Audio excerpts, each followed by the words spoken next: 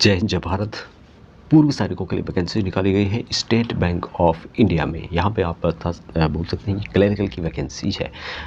यहाँ पे देख सकते हैं notification State Bank of India की ओर से recruitment of junior associate customer support and sales की वैकेंसी है, यानी कि क्लरिकल की वैकेंसी रहने वाली है। ऑनलाइन रजिस्ट्रेशन या अप्लाई कर सकते हैं आप लोग 17 नवंबर से लेके 7 दिसंबर 2023 तक। इसके बारे में कुछ जानते हैं जो कि बहुत ही इंपॉर्टेंट है।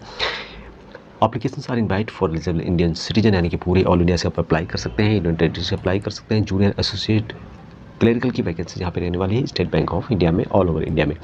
Candidate can apply for vacancies in one state oblique union territory only, यानी कि आप किसी भी एक स्टेट से या फिर यूनियन टेरिटरी से अप्लाई कर सकते हैं। Candidate can appear for the test only once under the recruitment project, आप एक ही जगह पे टेस्ट दे सकते हैं। The candidates applying for vacancies of a particular state union territory should be preference reading, writing, speaking and understanding in the specified opted local language of the state oblique केंद्र शासित प्रदेश mention in the under given vacancies table against each state oblique union territory. ये बहुत ही important बात है यहाँ पे कि आप जिस भी स्टेट के लिए अप्लाई कर रहे हैं उस स्टेट की आपको लोकल लैंग्वेज रीडिंग, राइटिंग और स्पीकिंग होनी चाहिए। The test for knowledge of specified opted local language will be conducted as a part of selection process, यानी कि आपका जो टेस्ट है लोकल लैंग्वेज का वो एक सिलेक्शन प्रोसेस का पार्ट है। It will be conducted after qualifying the online main examination के बाद, यानी मेन एग्जामिनेशन के बाद इसका टेस्ट लिया जाएगा, क्वालिफाइड नेचर का होगा। But before joining the bank, यानी बैंक में ज्वाइन करने से पहले, और टेस्ट जो यहाँ पर मेन टेस्ट है उसके बाद, candidate who fail the qualify this test will not be offered appointment, जो इसमें फेल होगा उसको ऑफर नहीं किया जाएगा जॉब के लिए। Candidate who produce 10th 12th का मार्कशीट है उसके बारे में यहाँ पे बताया गया है, क्योंकि स्टेट बैंक ऑफ इंडिया की ये वैकेंसीज है रहने वाली है, ऑनलाइन के माध्यम से अप्लाई कर सकते हैं। यहाँ पर दो टाइप की वैकेंसीज आपको मिलेगी, रेगुलर वैकेंसीज है और दूसरी है बैकलॉग वैकेंसी। बैकलॉग का मतलब हो कि जो पिछली बार खाली पड़ गई थी, जो भरी नहीं गई थी। उसके अलावा ये सम की दो टाइप की वैकेंसी यहाँ पे है, ये सम नॉर्मल है और ये सम डिसेबल है। यहाँ पे भी आप देख सकते हैं तो काफ़ी वैकेंसीज किसी स्टेट के लिए बहुत सारी वैकेंसीज आपको मिलेगी। यहाँ पर हम जानते हैं कि करके यहाँ पे देख रहे होंगे आप लोग, गुजरात में जो वैकेंसी आपको मिलेगी ये है गुजरात के अंतर्गत। टोटल वैकेंसी यहाँ पे एक्सेसमैन के लिए 82 + 36 + 74 वैकेंसीज है, जिसमें कि डिस्ट्रीब्यूशन देख रहे होंगे। ये सब के लिए 82 वैकेंसीज है, डिसेबल एक्सेसमैन के लिए 36 वैकेंसीज है। उसके अलावा बैकलॉग वैकेंसीज भी 18 + 54 है। आंध्र प्रदेश में जो वैकेंसीज है लैंग्वेज क्या है उसकी, तेलुगु या फिर उर्दू। यहाँ पर वैकेंसीज है 5 और 2 7 वैकेंसीज है टोटल। कर्नाटका में कन्नड़ा लैंग्वेज, साथ में यहाँ पर वैकेंसी जो आपको मिलेगी 45 + 20 वैकेंसीज। उसके अलावा 71 + 72 वैकेंसी। तो यहाँ पे ये भी आपको दोनों को यहाँ पर प्लस करना होगा। तो यहाँ पर देख सकते हैं काफ़ी वैकेंसीज कर्नाटका के अंतर्गत है। मध्य प्रदेश में जो वैकेंसीज है लोकल लैंग्वेज हिंदी है, और वैकेंसी यहाँ पे है पूर्व सैनिकों के लिए 28 + 12 वैकेंसीज। उसके अलावा यहाँ पर 3 वैकेंसीज और है जो कि डिसेबल एक्सेसमैन के लिए है। अगली वैकेंसी छत्तीसगढ़ में है, लोकल लैंग्वेज यहाँ पर हिंदी है, और यहाँ पर वैकेंसी है 21 + 9। उसके अलावा 5 और 1 6 वैकेंसीज अलग से है। उड़ीसा की जो लैंग्वेज है उड़िया है, और वैकेंसी यहाँ पे पूर्व सैनिकों के लिए 7 और 3 10 और 7 और 3 10 टोटल 10 वैकेंसी आपको मिलेगी। हरियाणा में जो वैकेंसी है हिंदी और पंजाबी आपको आनी चाहिए, 26 + 11 वैकेंसीज है। उसके अलावा 2 वैकेंसी यहाँ पे और है, जम्मू कश्मीर उर्दू और हिंदी लैंग्वेज यहाँ पर है। लोकल लैंग्वेज 8 और 3 10 वैकेंसीज आपको टोटल मिलने वाली है। तो हिमाचल प्रदेश की बात करें तो हिमाचल में 18 और 8 वैकेंसीज है टोटल। लद्दाख यूनियन टेरिटरी में टोटल वैकेंसीज की बात करें यहाँ पर तो 5 और 2 7 वैकेंसीज टोटल आपको मिलने वाली है। पंजाब में पंजाबी और हिंदी लैंग्वेज है, यहाँ पर वैकेंसीज है 18 और 8 वैकेंसीज टोटल आपको मिलेगी। तमिलनाडु की बात करें तो तमिलनाडु में जो लैंग्वेज है तमिल है, और उसके अलावा यहाँ पर जो है 17 और 7 वैकेंसीज है।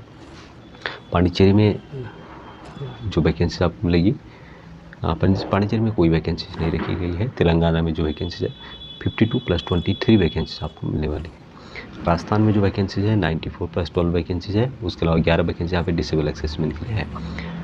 तो वेस्ट बंगाल में बंगाली और नेपाली लैंग्वेज 11 और 5 वैकेंसी आपको टोटल मिलने वाली है। अंडमान निकोबार में टोटल वैकेंसीज की बात करें तो यहाँ पर टोटल 2 वैकेंसी जो कि एक्सेसमेंट के लिए डिसेबल के लिए नहीं है। सिक्किम में नेपाली और इंग्लिश लैंग्वेज है, कोई भी वैकेंसीज नहीं है।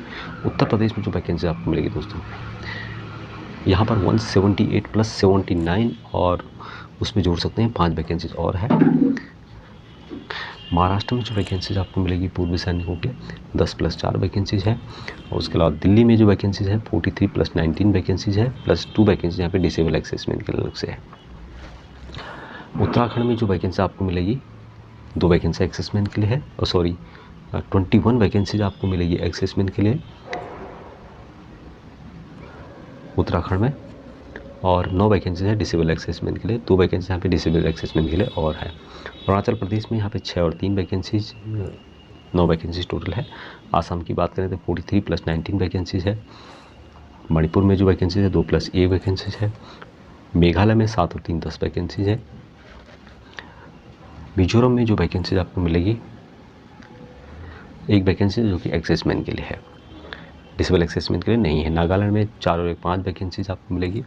उसके अलावा त्रिपुरा की बात करें तो 2 और 1 3 वैकेंसीज यहाँ पे है।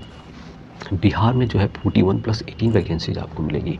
41 नॉर्मल एक्सेसमेंट के लिए है, 18 वैकेंसीज है डिसेबल एक्सेसमेंट के लिए। झारखंड में जो वैकेंसीज है 16 + 7 वैकेंसीज है। केरला में जो वैकेंसीज आपको मिलेगी 4 तो 6 वैकेंसीज प्लस 11 वैकेंसी यहाँ पे डिसेबल एक्सेसमेंट के लिए है। बात करें यहाँ पे लक्षद्वीप की, तो लक्षद्वीप में जो वैकेंसीज आपको मिलेगी कोई वैकेंसी यहाँ पे नहीं है। टोटल वैकेंसी यहाँ पे 8,283 वैकेंसी निकाली गई है, जिसमें कि काफ़ी पोस्ट पूर्व सैनिकों के लिए निकाले गए। बाकी डिटेल्स यहाँ पे बताई गई कि एक्सेसमेंट को किस तरह से यहाँ पे छूट मिलने वाली है।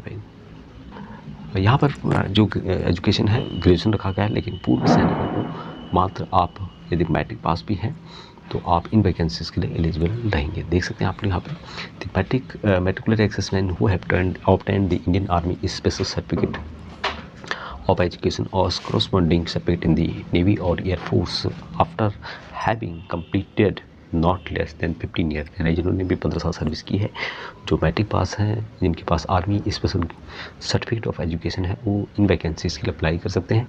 एज यहाँ पे मैक्सिमम 28 साल रखी गई है। छूट दी जाएगी जो भी कैटेगरी है जिसमें कि एक्सेसमेंट को देख रहे होंगे। Actual period of service rendered in defence services plus 3 साल की छूट यहाँ पर नॉर्मल एक्सेसमेंट को दी जाती है।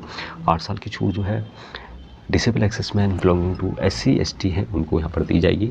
Subject to maximum age 50 year है दोस्तों। तो यहाँ पे आपको एक बात ध्यान रखनी होगी कि मैक्सिमम जो एज है यहाँ पे 50 ईयर रखी गई है, लेकिन बाकी जो पूर्व सैनिक हैं जनरल है उनको 3 साल की छूट, और जो एक्सेसमेंट डिसेबल है SC से बिलोंग करते हैं उनको यहाँ पे 8 साल की छूट दी जाएगी। बाकी यहाँ पे जो टेस्ट होगा 2 टाइप का होगा, आपको पता है प्री और मेन एग्जाम होता है, उसके आधार पर ही यहाँ पर सिलेक्शन रखा है। लोकल लैंग्वेज का डिटेल्स यहाँ पे दिया गया है कि स्टेट की लैंग्वेज कौन सी वाली है। यहाँ पे जो टेस्ट होगा सबसे पहले यहाँ पर प्री एग्जाम होगा, जिसमें कि इंग्लिश लैंग्वेज से रिलेटेड, न्यूमेरिकल एबिलिटी और रीजनिंग से रिलेटेड क्वेश्चन पूछे जाएंगे। टोटल यहाँ पे बताया गया कितने क्वेश्चन होंगे, और मैक्सिमम जो मार्क है 100 नंबर का है। 20-20 मिनट का एक सेक्शन का टाइम होगा। जब भी आप किसी सेक्शन को, यदि आप इंग्लिश लैंग्वेज को कर रहे हैं तो आपको कंप्लीट 20 मिनट के बाद ही आप दूसरे सेक्शन में जा सकते हैं। इस बात का आपको ध्यान रखना होगा। बाकी यहाँ पर नेगेटिव मार्किंग भी रखी गई है, 1/4 ऑफ जो है नेगेटिव मार्किंग है। मेन एग्ज़ाम जो होगा इसका, जिसमें जनरल अवेयरनेस, इंग्लिश लैंग्वेज से रिलेटेड क्वान्टिटी और रीजनिंग एबिलिटी एंड कंप्यूटर से रिलेटेड क्वेश्चन पूछे जाएंगे। टोटल बात करें यहाँ पे टोटल नंबर ऑफ क्वेश्चन 190 होंगे और मार्क्स होंगे 200। टाइम दिया जाएगा जिसका डिटेल्स आप यहाँ पर चेक कर सकते हैं दोस्तों। यहाँ पे जो सैलरी दी जाएगी उसकी डिटेल्स भी यहाँ पे चेक कर सकते हैं। तो अच्छी खासी यहाँ पे सैलरी मिलती है, प्लस आपको यहाँ पर पे प्रोडक्शन का लाभ दिया जाता है। यहाँ पर पूर्व सैनिकों के लिए 2 टाइप की वैकेंसी रखी गई है, एक नॉर्मल एक्सेसमेंट के लिए है और दूसरा है डिसेबल एक्सेसमेंट के लिए, जो कि 4.5% वैकेंसी जो है डिसेबल एक्सेसमेंट के लिए भी रखी गई है, जिसकी की डिटेल्स यहाँ पे आप नोटिफिकेशन के माध्यम से चेक कर सकते हैं। यदि आप ऑन सर्विस में है, the candidate who are still serving in the armed forces and desirous of applying under एक्सेसमेंट कोटे के अंतर्गत आप अप्लाई करना चाहते हैं और आप अभी सर्विस में है, तो आपको अपने डॉक्यूमेंट संबंधित जो आप रिटायर आ रहे हैं बिफोर 31/10/2024 तक आपको सबमिट करने होंगे। गवर्नमेंट ऑफ इंडिया रूल के अनुसार जो यहाँ पर सेल्फ डिक्लेरेशन हो आपको यहाँ पर देना होगा। They will also be required to submit the released letter along with a self declaration at the time of joining the bank that he is entitled to the benefits admissible to ex servicemen in term of government of India और rules के अनुसार दोस्तों। बाकी ज़्यादा जानकारी आप इसके notification के माध्यम से पढ़ सकते हैं। नोटिफिकेशन लिंक आपको वीडियो के डिस्क्रिप्शन में मिल जाएगा। किस तरह से आपको अप्लाई करना है उसकी जानकारी यहाँ पर दी गई है। तो ये थी दोस्तों वैकेंसी संबंधित अभी तक इतना ही।